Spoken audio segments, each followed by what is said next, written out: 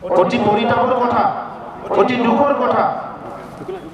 অসমীয়া ভাষা জাপি দিয়াৰ কাৰণে সাত ভনী হৈ গ'ল। বিভিন্ন আজি নতুন নতুন ৰাজ্য গঠন হৈ গ'ল। এটা সময়ত বড়ো অসম আছিলে, মিজোৰাম, মণিপুৰ, মেঘালয়, ত্ৰিপুৰা একেলগে বড়ো অসম আছিলে। কিন্তু সেই সময়ত নেতৃত্বই অসমীয়া ভাষা চবৰ ওপৰত জাপি দিয়াৰ কাৰণে নিজৰ নিজৰ ভাষা সংস্কৃতি অস্তিত্ব ৰক্ষাৰ স্বাৰ্থত চবেই নিজৰ নিজৰ পৃথক ৰাজ্যলৈ আজি গুচি গ'ল। আজি অসম বুলি যিখিনি আছে, ইয়াতো বহুত জাতি জনগোষ্ঠী আছে, বাৰেবৰণীয়া সংস্কৃতি আছে, সুন্দৰ সুন্দৰ জনগোষ্ঠীসকলৰ আজি সংস্কৃতি আছে, ভাষা আছে। এই ভাষাখিনি জীয়াই ৰখাটো অসমৰ দায়িত্ব নহয় জানো? আজি অসমত অসম চৰকাৰ, অসমৰ জাতীয়তাবাদী নেতৃত্বই যেনেকৈ আজি দাবী কৰিছে যে অসমীয়া ভাষা ইয়াত ৰাজ্যিক ভাষা হৈ থাকিব লাগিব, আমাৰ ৰাজ্যিক ভাষা হৈ থকাত আমাৰ কোনো অসুবিধা নাই। অসমীয়া ভাষা ৰাজ্যিক ভাষা কনষ্টিটিউচনেল মৰ্যাদা পালেও নাপালেও আজি চলি আছে, আৰু আমি আন্তৰিকতাৰে অসমীয়া ভাষা কৈ আছো, মৰমেৰে কৈ আছো, সন্মানেৰে কৈ আছো। অসমীয়া সংস্কৃতি আমি সকলো গ্ৰহণ কৰিছো, আমি চবে লৈছো, আমি সকলো মানি চলিছো। আজি আমি সকলো এইখিনি কৰি পেলাই আমি গৌৰৱান্বিত হৈছো। কিন্তু কথাটো হৈছে আজি বাৰে বাৰে কিয় এইটো জাপি দিবলৈ ওলায়, কিয় জাপি দিবলৈ বিচাৰে? নেশ্যনেল পলিচি যিটো আছে, এডুকেশ্যন পলিচি, এইটো 3 লেংগুৱেজ ফৰ্মুলা হয়। এই 3 লেংগুৱেজ ফৰ্মুলা নিজৰ নিজৰ অঞ্চলত, নিজৰ নিজৰ ঠাইত মানে নিজৰ মাতৃভাষাটো চলিবলৈ দিয়ক। ৰাইট টু এডুকেশ্যন যিটো এক হৈছে, তাক ৰাইট টু এডুকেশ্যন এক্টত কোৱা হৈছে এলিমেণ্টাৰী লেভেলত মাতৃভাষাত শিক্ষা গ্ৰহণ কৰিবলৈ পাব লাগে।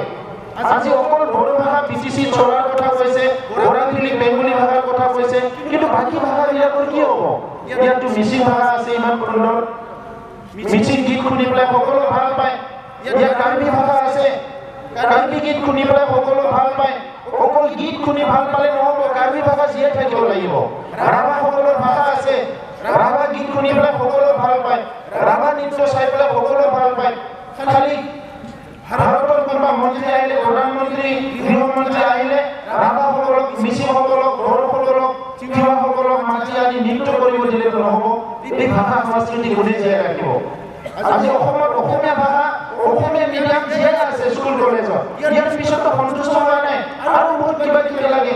তেনেহ'লে বাকী সকলৰ কথাটো কোনে চিন্তা কৰিব? এইখন অসম চৰকাৰে চিন্তা কৰিব লাগিব। আমি নিখিল বড়ো ছাত্ৰ সন্থাৰ পৰা অসম চৰকাৰক আহ্বান জনাইছো যে ভাষাৰ ক্ষেত্ৰত কোনো বৈষম্যতা নকৰিব। বড়ো ভাষা আজি মিডিয়াম হিচাপে চলি আছে, কিন্তু মিডিয়াম হিচাপে চলিবলৈ তাক দিয়ক। কিন্তু আজি বড়ো ভাষা, বড়ো মিডিয়ামৰ যি 40 বছৰ হৈ গ'ল, এই 40 বছৰ আজিলৈকে পৰ্যাপ্ত পৰিমাণৰ শিক্ষক নাই, স্কুল প্ৰভিঞ্চিয়েলাইজ হোৱা নাই, ভেকেণ্ট পোষ্ট আছে, ছায়েন্স অংক মাষ্টাৰ নাই, বিজ্ঞান মাষ্টাৰ নাই, তেনেকৈ বড়ো মিডিয়াম চলি আছে। বেলেগ স্কুলত মাষ্টাৰ এপইণ্টমেণ্ট দিয়ে, আমাৰ স্কুলবিলাকত এপইণ্টমেণ্ট নিদিয়ে, কলেজবিলাকত আজি প্ৰফেচাৰ নাই। ইয়াৰ কাৰণে আন্দোলন কৰিব লাগে। কিতাপ সময়মতে নাপায়, এইবাৰো বড়ো মিডিয়াম কিতাপ ক'ৰবাত 20%, ক'ৰবাত 10%, ক'ৰবাত 30%, কিন্তু অসমীয়া মিডিয়ামৰ কিতাপ 80% আহি পালে ঠাই ঠাই। এইটো কিয় হৈছে? কিহৰ কাৰণে হৈছে?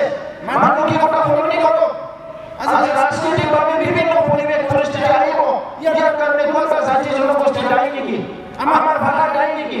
মিচিং ভাষা, কাৰ্বি ভাষা, তিৱা ভাষা দায়ী নেকি?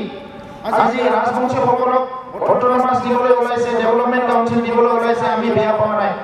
কোচ ৰাজবংশীসকলে সদায় বড়োসকলক শত্ৰু জ্ঞান কৰি আহিছে, কিন্তু বড়োসকলে কোনোদিনে কোচ ৰাজবংশীসকলক নিজৰ শত্ৰু বুলি আমি ধৰি লোৱা নাই। আমি তেখেতসকলক নিজৰে ভাই বুলি ধৰি লওঁ। বড়োলেণ্ড বিচৰাৰ কাৰণে কোনোবা জনগোষ্ঠীক আমি হিংসা কৰা নাই। বড়োলেণ্ড বিচৰাৰ কাৰণে কোনোবা জনগোষ্ঠী শেষ হৈ যাক, তেখেতসকলৰ ভাষা সংস্কৃতি নিক্ষেপ হৈ যাক, তেনেকুৱা কথা আমি কোনোদিনে চিন্তা কৰা নাই। আমি নিজৰ ভাষা সংস্কৃতি অস্তিত্ব ৰক্ষাৰ কাৰণে বড়োলেণ্ড বিচাৰিছো, আৰু বড়োলেণ্ড বিচৰাৰ কাৰণে আমাৰ অধিকাৰ আছে। কাৰণ ভাৰতৰ সংবিধানৰ আৰ্টিকেল 2 আৰু 3 স্পষ্ট লিখা আছে যে ভাৰতত যেতিয়াই বিচাৰে পাৰ্লিয়ামেণ্টে নতুন ৰাজ্য গঠন কৰিব পাৰে। কোনোবা অঞ্চলত যদি ভাল শাসন দিব পৰা নাই, কোনোবা সেই অঞ্চলৰ ভাষা সংস্কৃতিক নিৰাপত্তা দিব পৰা নাই, উন্নয়ন দিব পৰা নাই, সেই অঞ্চলবিলাকত নতুন ৰাজ্য, নতুন এডমিনিষ্ট্ৰেশ্যন গঠন হ'ব পাৰে। আৰু সেইকাৰণে বড়োসকলেও এই ভাৰতৰ বুকুতে নিজৰ ভাষা সংস্কৃতি অস্তিত্ব লৈ, পৰিচয় লৈ জীয়াই থকাৰ কাৰণে নিজৰ যিখিনি মানে পূৰ্বপুৰুষৰ ভূমি, মাটি, এইখিনি ৰক্ষণাবেক্ষণ দিয়াৰ কাৰণে বড়োলেণ্ড বিচাৰি আহিছে। আজি অটোনমাস কাউন্সিল দিছে আমি ভাল পাইছোঁ আপাৰ আসামৰ কিছুমান জনগোষ্ঠীসকলক কিছুমান কাউন্সিল দিছে কিবা দিছে আমি ইয়াত কোনো বেয়া পাব লগা একো নাই কিন্তু আজি এনেকুৱা এটা সন্ধিখন য'ত সকলো নিজৰ জাতি জনগোষ্ঠীক লৈ পেলাই সকলো সচেতন হৈছে জীয়াই থাকিবলৈ বিচাৰিছে সংগ্ৰাম কৰিছে কোনোবা গণতান্ত্ৰিক সংগ্ৰাম কৰিছে কোনোবা সশস্ত্ৰ সংগ্ৰাম কৰিছে এনেকুৱা সময়ত এনেকুৱা প্ৰেক্ষাপটত কোনোবা জাতি জনগোষ্ঠীৰ ভাষা সাংস্কৃতিক যদি কোনোবাই হেয় জ্ঞান কৰে কোনোবা ইগনোৰ কৰে কোনোবা নেগলেক্ট কৰে এইটো এই পৰিৱেশত কোনো সহ্য কৰা নহ'ব এই কাৰণে অসম চৰকাৰক কৈছোঁ যে সকলো ভাষা সাংস্কৃতিক স্বীকৃতি দিয়ক অসম এটা এনেকুৱা এটা ভূমি এনেকুৱা এটা ৰাজ্য য'ত জনজাতিসকলে আজি বাৰে বৰণা বিভিন্ন সংস্কৃতিৰে ভৰি আছে এই সংস্কৃতিবিলাক আপোনালোকে মৰিবলৈ নিদিব আৰু সেইটো লৈ পেলাই ৰাজনীতি নকৰিব আমি আপোনালোকক আহ্বান কৰিছোঁ অসমৰ শেহতীয়াভাৱে কিছুমান ইছ্যু লৈ পেলাই সংগ্ৰাম হৈ আছে এই সংগ্ৰামবিলাক আমি নিখিল বড়ো ছাত্ৰ সন্থাৰ জনগোষ্ঠী আজি আমি ভাৰতলৈ খুব ক্লোজলি আমি চাই আছোঁ অবজাৰ্ভ কৰি আছোঁ আমাৰ ওপৰত প্ৰশ্ন তুলিছে বড়োসকলে আমাৰ সংগ্ৰাম সমৰ্থন দিয়ে না নিদিয়ে আমাৰ জাতি ভয় পায় না নাপায় এই কামটো বড়োসকলে কৰিব না এই কামটো বড়োসকলে কৰিব বড়োসকলৰ কথা বড়োসকলকে চিন্তা কৰিবলৈ দিয়ক আমি কাৰো জীৱন যাপনত কাৰো সেলফ ডিটাৰমিনেশ্যনত কাৰো জাতি হিচাপে জীয়াই থকাৰ এজেণ্ডাত আমি দখল দিবলৈ নিবিচাৰোঁ আৰু আমাৰটো দিব নালাগে আজি অসমত অসমীয়া মূল খুঁটিৰ যি সংগ্ৰাম চলি আছে এই সংগ্ৰামত বড়োসকলে কোনোদিনে বিৰোধাচৰণ কৰা নাই আৰু হেঙাৰ হৈ থিয় হোৱা নাই যোৱা সময়ছোৱাত যিবিলাক সংগ্ৰাম হৈছে NRCৰ সংগ্ৰাম আমি একেলগে আছোঁ যেতিয়া কেৱল সংগ্ৰাম হৈছিলে তাত আমি একেলগে আছোঁ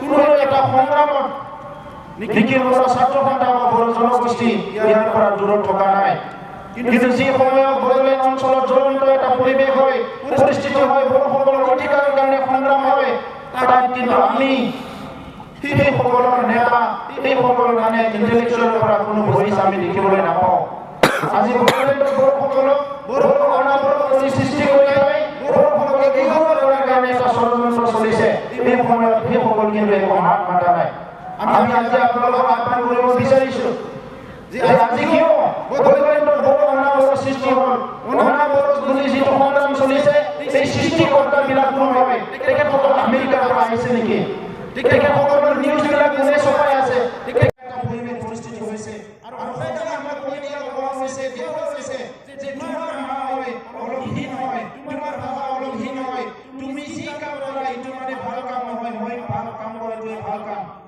এইকাৰণে আজি আমি পুনৰ চিন্তিত হ'বলৈ বাধ্য হৈছোঁ যোৱা 30-40 বছৰে যি উত্তপ্ত জ্বলন্ত পৰিৱেশ পৰিস্থিতি আছিলে বড়োলেণ্ড অঞ্চলত নিজৰ সেলফ ডিটাৰমিনেশ্যনৰ কাৰণে নিজৰ জাতি জীয়াই ৰখাৰ কাৰণে যি সংগ্ৰাম হৈছিলে এই গোটেই সংগ্ৰামটো উগ্ৰ জাতীয়তাবাদ আৰু ভাইলেঞ্চ বুলি এটা ষ্টাব্লিছ কৰা হৈছে বড়ো উগ্ৰপন্থী বেলেগ উগ্ৰপন্থীবিলাকক জাতিক ধৰি উগ্ৰপন্থী বুলি কোৱা নহয় ইয়াত সশস্ত্ৰ সংগ্ৰাম কৰিছে বহুত জনগোষ্ঠীৰ আজি সশস্ত্ৰ সংগ্ৰামীবিলাক আছে কিন্তু বড়োসকলৰ ক্ষেত্ৰত বড়ো উগ্ৰপন্থী বড়ো জনগোষ্ঠীৰ কিবা এটা সৰু ভুল হ'লে এইটো গোটেই জাতিক জগৰীয়া কৰে কোনোবা এজন ব্যক্তিয়ে যদি কিবা ভুল কৰে গোটেই জাতিক জগৰীয়া কৰা হয় আজি তেনেকুৱা ক্ষেত্ৰত আমি বহুত চিন্তিত হৈছোঁ সেইকাৰণে কোনো এটা জুই জ্বলাবলৈ আমাৰ মন নাই কোনো এটা জীৱন ধ্বংস কৰিবলৈ আমাৰ মন নাই কাহিনী হৈ যোৱা ভুলৰ কাৰণে আমি হাজাৰবাৰ ক্ষমা মাগি আহিছোঁ আৰু আমি পুনৰ ভুল কৰিবলৈ সাজু নহয় জাতি জীয়াই থাকিব লাগিব ভাষা জীয়াই থাকিব লাগিব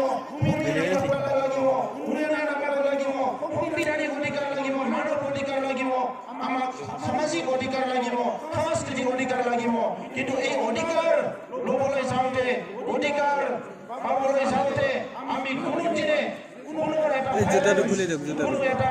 মানে জীৱন যাব লগা এটা পৰিৱেশ পৰিস্থিতি সৃষ্টি সেইকাৰণে যিসকলে আজি সংগ্ৰাম কৰি আছে আপোনালোকৰ লগত আমাৰ মৰেল ছাপোৰ্ট আছে আৰু যেতিয়াই লাগে আমি আপোনালোকৰ